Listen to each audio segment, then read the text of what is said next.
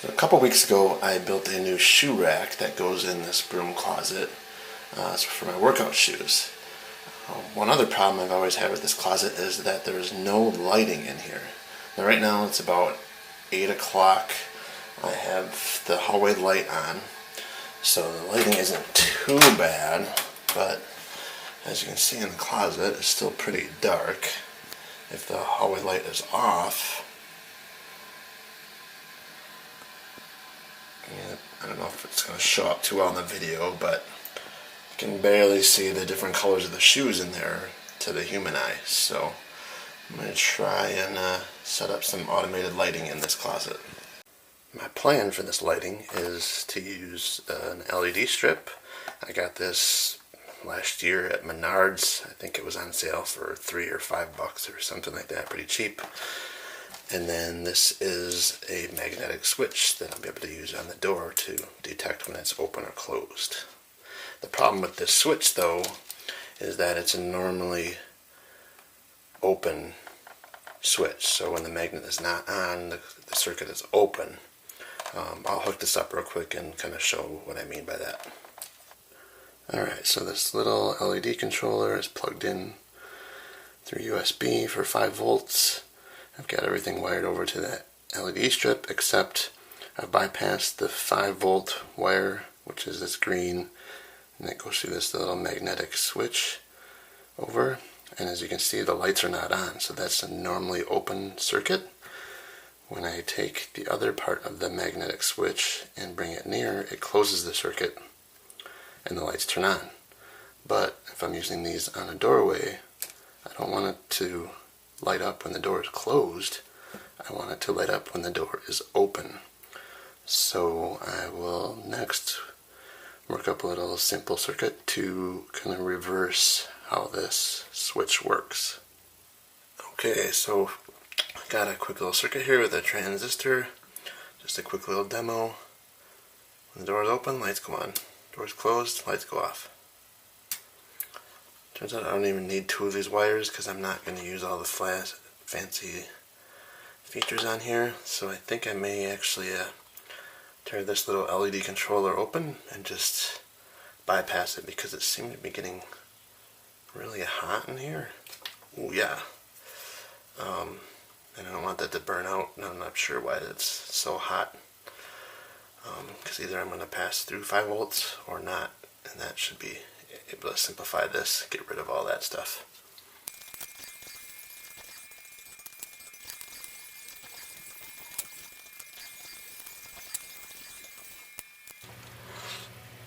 So yeah, there it is with all the shrink wrap taken off. This blue wire isn't even connected to anything, so I'm not sure why they even put this in here.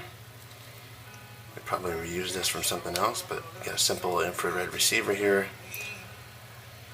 Positive and negative coming from USB, and then coming out of here, this white is a 5 volt, that's the positive, and then you have 2 negatives, negative W and negative Y. I'm going to assume that means white and kind of yellow LEDs, although the W kind of looks more yellowish. I don't remember which one was which when I turned these on, but anyways, I'm only going to use one of those. So this will make a really easy circuit. I think I'm just going to cut it right here and solder my own wires in here. Chop this off, get rid of this board, make that easy. Yeah.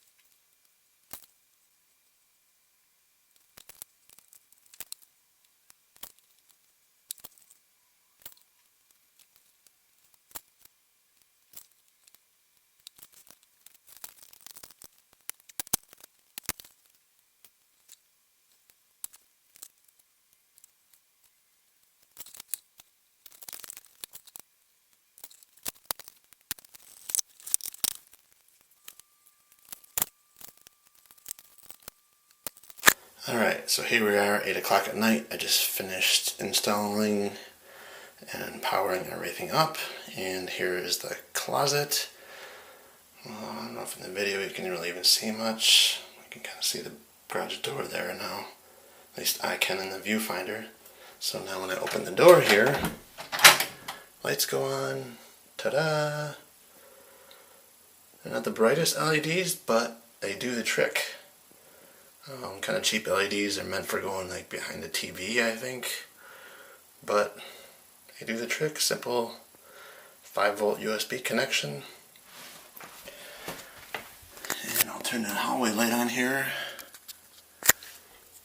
You can kind of see, here's the magnet, there's the switch. Kind of wired down, goes through a hole in the closet down to the basement where it's plugged into an extension cord. And then the LEDs are up the inside of the door frame. But yeah, super stoked with how that turned out. And if I shut, the magnet is close and the lights go off. Open, all the way shut. And under the door you can see there's no light down there. It works.